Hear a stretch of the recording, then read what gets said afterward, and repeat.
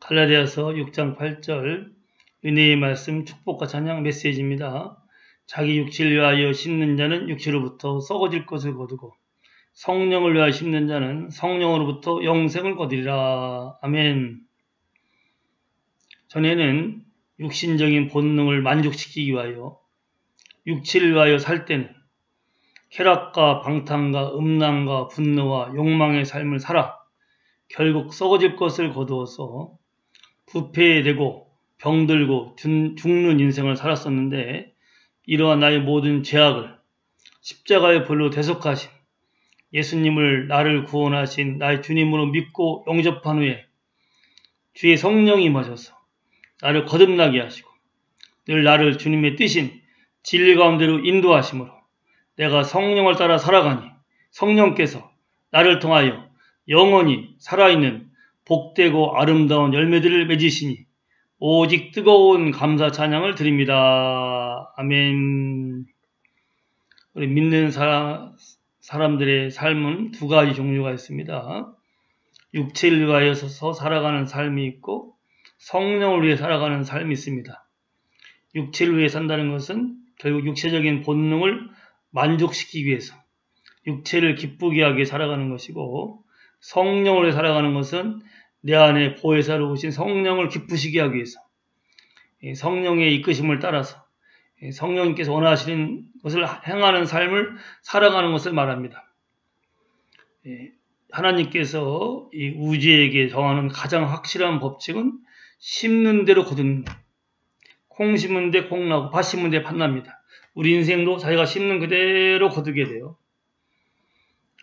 예수님을 아직 믿지 않는 사람은 성령으로 거듭나지 않았기 때문에 성령으로 살아갈 수가 없습니다. 결국은 죄에 쌓은 사망이니까 죄 속에 있다가 병들고 죽는 참으로 불행하고 어두운 삶을 살아갈 수밖에 없죠. 이제 나의 모든 죄를 십자가의 보혈로 대속하시고 부활하신 예수님, 내 죗값을 치르시고 나를 죄의 종에서 해방시킨 예수님, 값을 치르시고 나를 사셨기 때문에 나를 사신, 나를 구원하신 나의 주님으로 진심으로 믿고 영접하면 주님의 성령이 내 속에 오십니다. 나의 영을 거듭나게 하시고 친히 나를 다스리시고 인도하시면서 나를 진리 가운데로 이끄십니다. 그때 우리가 성령의 이끄심을 따라서 성령님께서 기쁘시게 하는, 성령이 원하시는 삶을 살아가는 것이 성령을 해서 살아가는 것이고, 성령이 오셨건만 아직도 내 육체에 남아있는 타락한 본능을 따라서 타락한 본능을 만족시키기 위해서 육체를 따라 살아가는 것은 바로 아까 말한 것처럼 내 육신적인 욕망을 따라 살아가는 삶입니다. 결국은 심는 그대로 거두죠. 육체를 위해 심은 사람은 육체로부터 썩어질 것을 거둡니다. 성령을 위해 심은 사람은 성령으로부터 영원한 생명을 거둡니다. 결국 그래서 내 육체적인 본능을 따라 살아갈 때, 결국 육체적인 본능을 따르는 게 아니죠. 내가 하고 싶은 대로 하는 걸 말해요. 육체의 본능이. 그래서 내가 먹고 싶은 걸 막 먹고, 방탕하고 술 취하고 음란하고 또 욱할 때 화내고 또 하나님의 다른 것들을 우상으로 섬기고 내가 원하는 대로 내 욕심대로 살아가는 것이 육체를 따라 살아가는 것인데, 결국 육체를 따라 살아가는 것은 제약된 본능을 따라 살아가는 것이기 때문에 결국은 예수 믿고 구원받아도 죄를 짓고 살아가는 것을 의미합니다. 그래서 넘어와서 8장 13절 말씀하고 있듯이 너희가 육신을 따라 살아가면 반드시 죽을 것이로되 영으로서 육신을 죽이면 살리라라고 말씀하고 있죠. 결국은 육신을 따라 살아가면 반드시 썩어질 것을 거두고 죽게 됐어요. 썩어질 것이라는 것은 부패되는 걸 말합니다. 병드는 걸 말해요. 결국은 죽는 걸 말해요. 육체의 욕망을 따라 살아가는 사람들은 삶이 참 더럽고 부패됩니다. 그리고 결국은 그것 때문에 병들어요. 마음이 병들고 몸이 병듭니다. 그리고 결국은 그렇게 부패되는 삶을 살다가 병들다가 결국 죽습니다. 죽은 다음에 영원한 죽음의 장소인 지옥으로 내려가서 그 예수님으로 인해서 구원받지 못했다면 자기가 몸으로 지은 모든 죄값을 지옥에서 불 가운데서 다 치르게 됩니다. 영원의 형벌을 받게 됩니다. 얼마나 불행한 인생이에요. 육체를 살아가는 것은 잠깐은 쾌락을 주고 잠깐은 즐거움을 주고 화내고 분내는 것은 자기 기분을 조금은 시원케 한다 하더라도 반드시 그것으로 인해서 거두게 됩니다.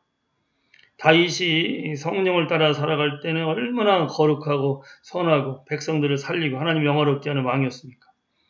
그가 권력이 생기고 돈이 생기고 삶의 여유가 생겨서 하나님께 엎드려 기도하지 않고 성령의 이끄심을 구하지 않았을 때 묵하는 마음으로 싸우고 분노한 것도 있었지만 더한 것은 자기 육체의 쾌락을 위해서 자기 신하의 아내를 범하는 간음을 하게 됩니다. 그걸 숨기려고 살인까지 하죠. 육체를 기쁘게 해서 심은 것 결국 다시 다 거두어요. 다시 회개를 해서 용서를 받았지만 자기가 심은 건 거둡니다. 그래서 그의 자식들에게 피가 끊기지 않게 돼요. 자기가 한 그대로의 보응을 받습니다. 하나님은 죄를 용서하지만 하나님께 정하신 이 우주의 대법칙은 심은 것대로 거두게 되어 있어요. 그래서 우리는 죄 짓는 것을 절대로 가볍게 생각하면 안 됩니다.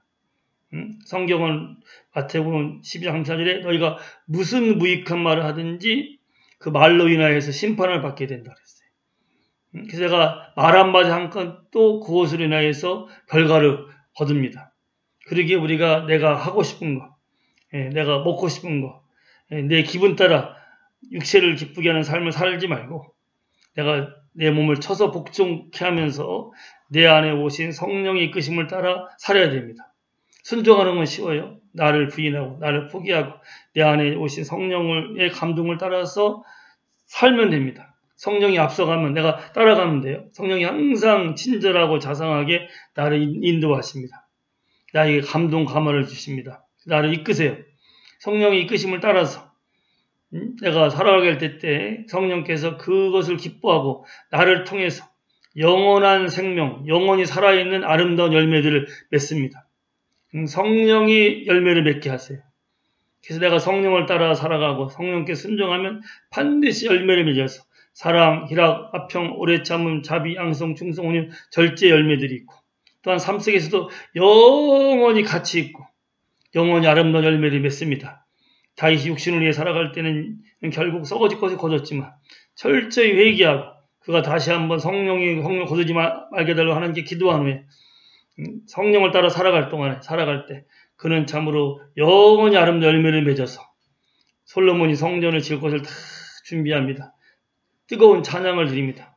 그리고 그 찬양을 시로 써서 성경에 남게 합니다. 그가 열매 맺은 그 자취들이 지금까지 우리에게도 오고 있습니다. 바로 우리도 내 삶의 자취를 남기게 됩니다. 내가 심은 대로 거두게 됩니다.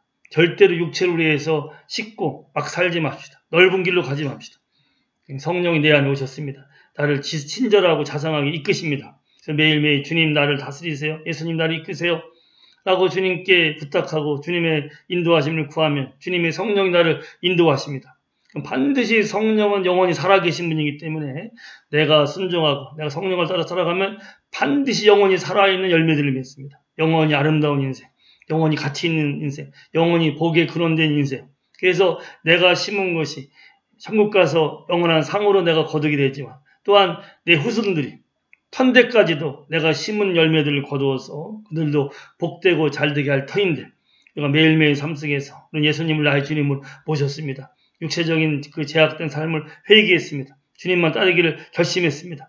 그 첫사랑, 첫 믿음대로 살아갑시다. 예수님은 언제나 나의 주님으로 인정하시고 주님의 다스리심을 구합시다. 주님 인도하심을 구합시다. 성령께서 매일매일 나를 통하여서 정말로 복되고 아름다운 열매들을 풍성히 맺고 영원히 가치 있고 아름다운 열매들을 맺을 터인데 이러한 삶이 내 안에 오신 성령을 따라 살아감을 통해서 참으로 풍성히 영원한 열매들을 맺게 되리라 믿고 주 예수님 이름으로 축복합니다. 할렐루야.